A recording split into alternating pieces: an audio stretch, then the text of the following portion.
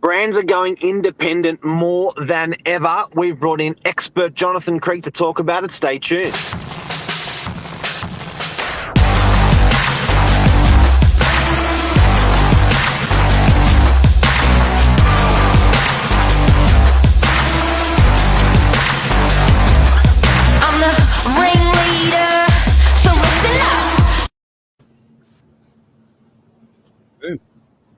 We're over here. Jono, look over here. Good morning, everyone. Guys. Mark, can you hear us all right?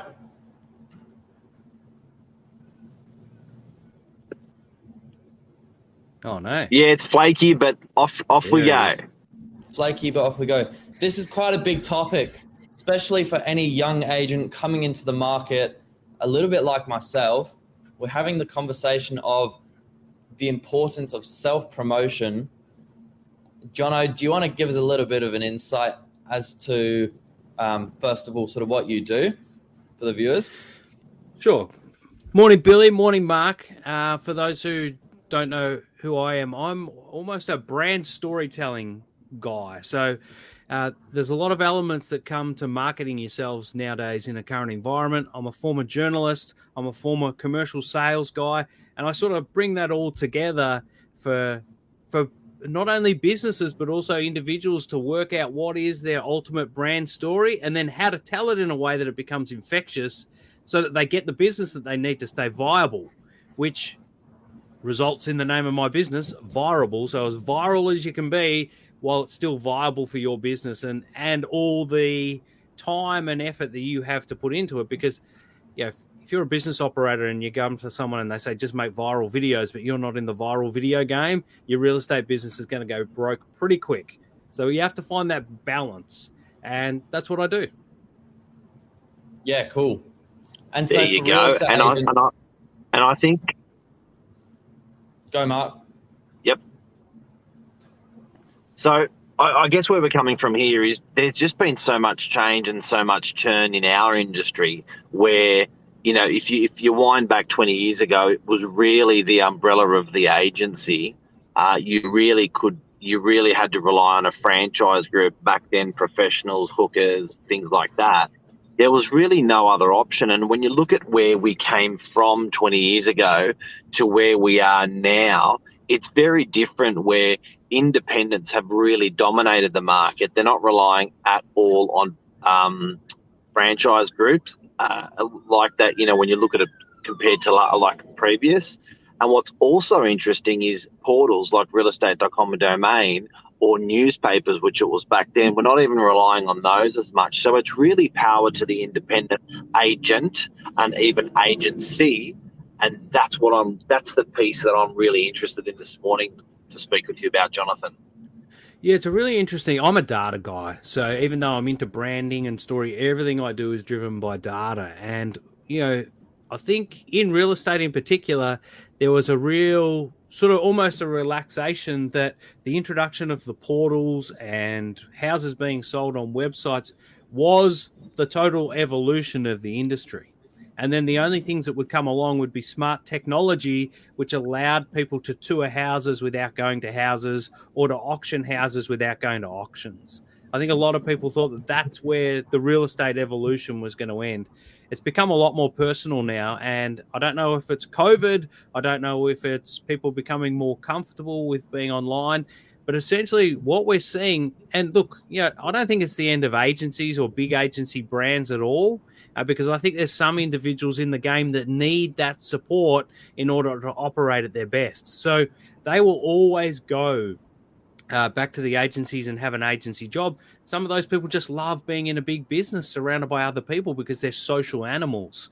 But even those guys and girls in big teams need to start operating as an independent agency underneath the bigger umbrella.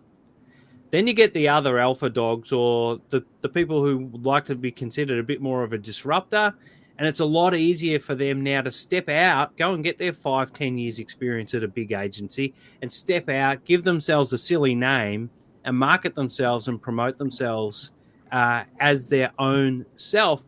and actually own a small patch. And that's really one of the things that my business focuses on, is owning your territory through content. So using content to build a barrier around the area that the algorithm knows you hang around, and then being the king of the content around real estate will then bring you the more leads. So what we're seeing is independents step out, giving themselves that silly name, and then owning their patch and having a viable business just through a smaller patch.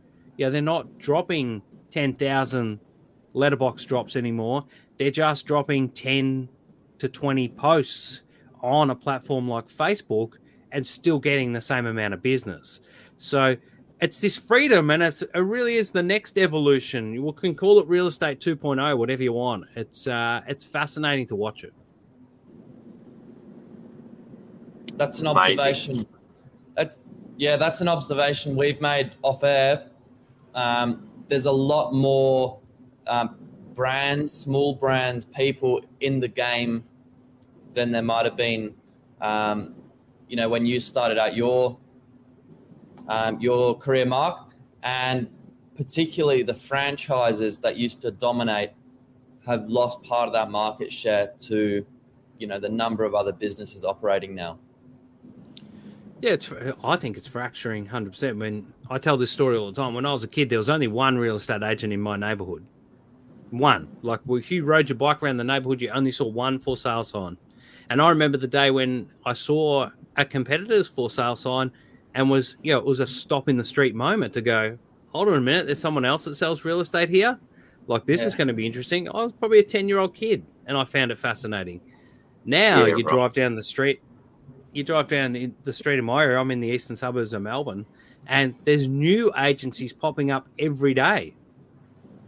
And, of course, I'm writing down their name. I'm ringing them. I want to get in there and work with them. So, it's a real evolution that we're seeing. But it's just proving, with all the technology around you, with all the support services, like you've got companies that can do all your back end for you, all your posting, automating all your stuff for you. Now, I'm not an advocate for automating the face-to-face contact with humans, even via social platforms, but there's the back-end stuff that you can get other people to do for you relatively cheaply. So it's all sort of coming together where, we could have BillyRealEstate.com taking on NovakProperty.com, and that'd be interesting. You'll get Smash Billy. Erica, Mark? No, I think it also comes down to... I think in essence, nothing's really changed when you're talking face-to-face doing deals. So I guess it's like, if you look at bread, for example, bread is still bread, but the way it is hitting the market, the individualism that, you walk into a market at the moment and you have 100 styles of bread, whereas before you had 5 styles of bread. Bread is still bread, but there's definitely the way it's being promoted and the way consumers are consuming it. It's very individual as well. So I think with brands, people are simply just choosing the brand that works and resonates better and well with them, and rather than that sort of one size fits all approach that we've had in the past, which is exciting for a consumer. And it's exciting for an agent or agency that you can sort of sit into your area and be. I think you may find that, when you were in the eastern suburbs, Jonathan, I think you may find that there was that brand may also have had a lot more agents behind it, whereas there was 30 guys working in that agency, whereas now they'll actually be different agencies and in different signboards that you're seeing in the area. So it's a real power to the consumer, and it's definitely power to the agent and agencies to go out for that individualism. I don't think the process is that much different. We're still real estate agents selling properties. Yeah, I think here's the key to it. And you talk about the bread, and we can talk about real estate as well, is that you used to trust a brand, because the only communication you had with a real estate agency or a bread brand was you saw the logos, you saw the ads, and you resonated with the way that they communicated with you via things like TV and radio. Good on your mum, Tip Top's the one. That was a pure Aussie brand of bread that everyone went for in my neighborhood anyway. You guys probably had more. Well, you, Mark, you probably had fancier, more European bread. Here's the thing now. Is where it's evolved to now, it's no longer the brand that people are connecting to. It's the brand of the individual making the connection. So the consumer is caring less about whether your logo is red and gold versus your logo being blue and green and being around for 100 years, and caring more about how does this person resonate with me in terms of the words that they use, the way they talk, how do they link to my position in life compared to their position in life? Can I relate to this person in a real manner? Is what they're talking about relevant? And is it all? Is this whole scenario real and relatable? So what you're seeing is underneath brand names is the human connection, and that's outpowering everything. So you're talking about these hundreds of different. We see it with craft beers. I mean, Melbourne has that many craft beers now that probably Vic Bitter's the hardest one to get. Like, that's how crazy it's gone. In a bar the other day looking at all the selection, and I was like, wow. Yeah. And the artwork on the cans is the thing. Like, you got the ones that are the devils and crazy, and then you got the other ones which are a bit 70s and quirky, and then you got sort of the nature's, sort of vegan-y ones. And so that's appealing to all the different archetypes of consumer. All right, it's probably all the same beer, to be honest, but that's what's happening, and we're seeing it with coffee brands. Go to your supermarket and stand in the coffee aisle and have a look at all the different coffee brands now. There's all the hipster stuff, right? That's just trying to be that one level up of a connection from a branding point of view. But what I'm saying with agents is they can do it too. Absolutely, but people aren't consuming more coffee or more beer or more real estate agent services. They've just got it's fractured. It's just the power of the individualism that people are enjoying that they can connect with. Yeah, it's exclusivity. It's being left to feel special, uniqueness, but it's really getting down to human personalities. So, when we're breaking down the sort of stories that people have to tell in order to connect, whether it's social media, whether it's a flyer, whether it's whatever, is that we really have to break it down to the DNA of the humans that they're trying to connect with, plus their DNA. Because if you haven't got the right DNA to connect with customer A, then it's never going to happen no matter how much pressure you put on them. So what big brands need to do is they need to work out the different personality types of the people in their team and then target those people to the customers who are waiting with the same receptors. Interesting. And then you get success. Do you think there is a huge lack of independent marketing? Agents taking on that responsibility for themselves and leaving it up to the business owner or the franchise? It's a great question. I think it's a two-speed answer though for you, Billy. I think the big brands, the big established ones, and I live in a pocket of Melbourne where within 500 meters I've got 12 different big brand real estate agent offices, and I tell you, I nearly throw up in my mouth every time I run or ride past them, and every one of them says, most experienced team, best local knowledge. And I'm like, come on, guys. It's like, come on. Seriously, every one of you saying the same thing. It didn't resonate with me on the first real estate agent I passed through. It's not going to resonate the 10th. And they all look at each other, so they can all see that they're saying the same things. I just wish someone else would step out. And what we're seeing is individuals step out. I mean, you only have to look at Jason Ackermanis, the former Brisbane Lions footballer in Brisbane. He's doing it his way, and he's always done it his way. So it would be, it was a little bit awkward when he first came into real estate because he did sort of sit under a big brand and he did sort of start to try and behave like, the typical archetype of a real estate agent. And no one was sort of cool with it. It was like, no, this isn't you. Now he's sort of gone out by himself. He's a bit more independent. He's doing his handstands when he runs auctions. And he's being the larrikin that everyone connected with originally. Now, here's the key to that, Billy. Some people are put off by it because they think the decision of buying a house is too big and too serious a decision to leave it to a guy who loves doing handstands. But on the flip side, there's other people coming to him because they love the Brisbane Lions and they love that he won 3 premierships. So there's always a trade here. The losers, the biggest losers in this whole independent era of real estate agents that we're going to see evolve over the next 2 or 3 years, the biggest losers are the people who are going to play it safe or try and hide their personalities behind a notepad with a logo on the top.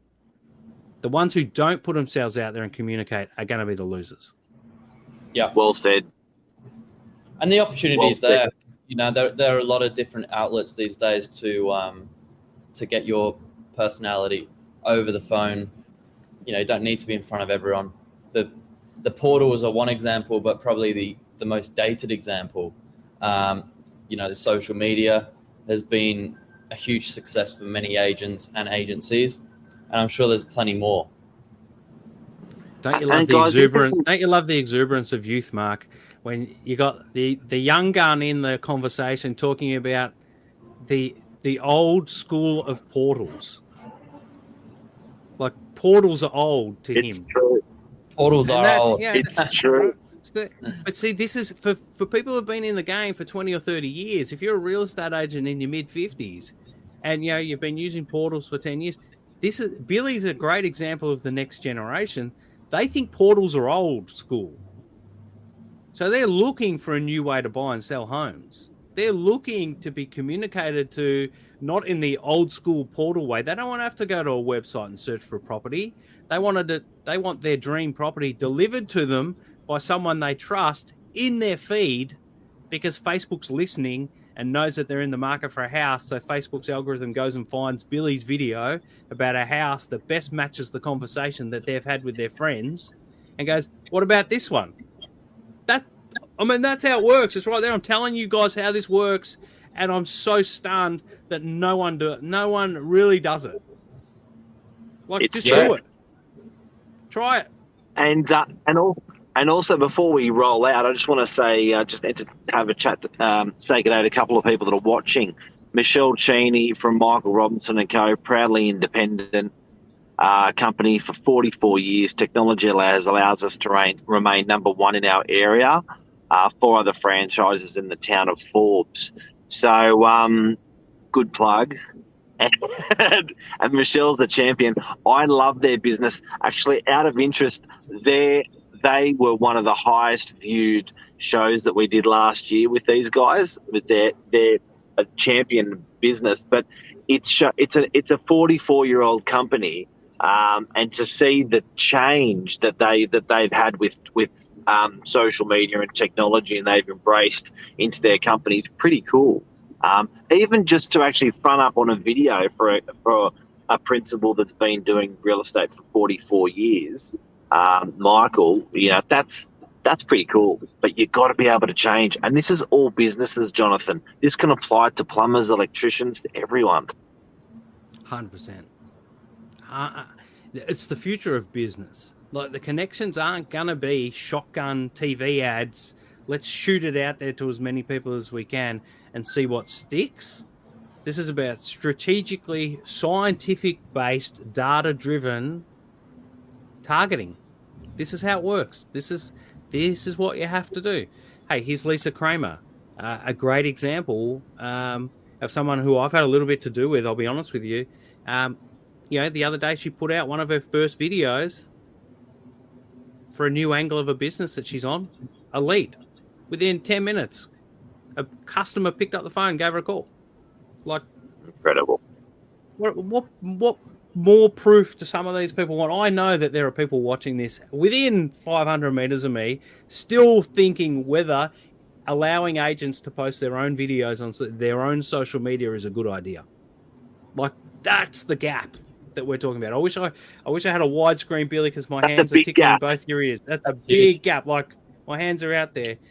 So, yeah, this is it. You know, I deal with people like, oh, I don't know about video. I'm like, you don't know about video? I can't talk to you anymore. Like, if you're not there already, I can't help push you there. You've got to be operating as an independent media company, not just as a business. Like Novak Property is fantastic at running as a media company. Anyone that's ever visited you guys and have a look at all the content you're putting out, where Billy is, there's a permanently set up camera studio. You know, all the other teams have their cameras and their phones and their microphones. Their cars are set up. They are built for creating content. They're running as an independent media company, as a real estate agency. The next step is that the individuals start running themselves as an independent media company, not just by producing the content, but the way that they think about the stories they need to be telling, the brand positioning where they need to discover where they actually stand, because that's the other bit. Most individuals don't know their own brand type, because through the eras of school and work and life and advertising and marketing, they put on these masks and pretend to be someone else who they think they should be. So we've got to go back, strip it all back. And I think what you're saying with the power of independent as well is going to put some personal brands out of business. And I think it's going to put some personal brands in business, because you're now revealed, you're now exposed, and you can't hide it. So when you get your local agents in the area absolutely shining on social, and the other guys are not, there'll be a progression of getting more business or losing more business. Yeah. Well, here's the thing. In my business, Envirable, we go in and, as you know, we go in and consult with independent real estate agencies. And I'm not plugging my business here, but I sort of am, so I'll take it. But the one thing that we do, Mark, is only one agency per territory can take me. I'm only available to one per territory. Yeah. Because if I went and worked with all of them in the one territory, the value that I bring would be diminished. And so this is what's also going to happen. The more independent agents you get, the harder it's going to be. It's going to turn into a red ocean. It is the market. Gary Vee says it. The market is the market. Things will evolve. Marketers will come in and wreck it because we'll teach you all the secrets of how to do it. And then, you know what? When it becomes too bloody and too messy, we'll work out the next thing to do. Right? But I'm talking the next. Life. Yeah, that's been going on since Ford built the first car, right? Like car racing was invented the day the second T model Ford came off the thing. So competition's always there. Yeah. And that's what's going to happen with this. So but the era of independent agents probably started during lockdown 2 in Melbourne.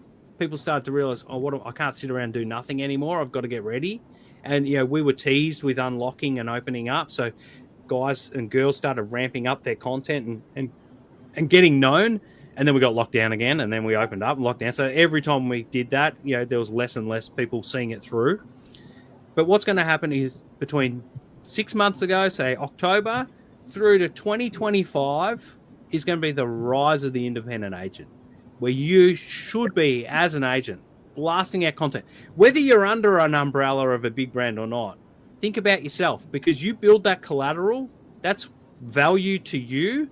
And even if you change flags, if you change agencies, you're taking that social following with you. It's making you more valuable. The rise of the personality.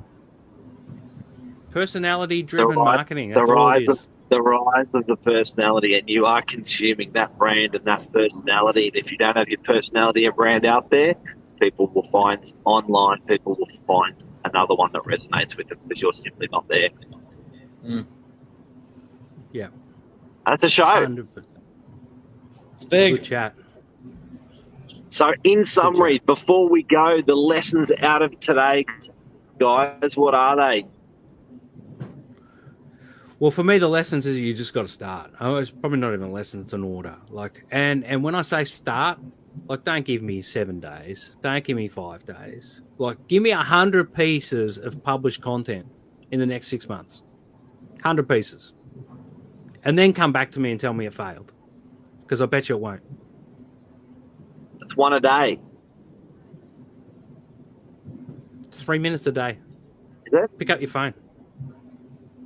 What do you reckon, Billy? What are you doing today? That's it. No, I've started to make a little Instagram account. So I think there's definitely value there. An interesting fact that I read this morning before we came on air, agents should be sort of spending at least 10% of their GCI, gross commission income, on reinvesting that into themselves.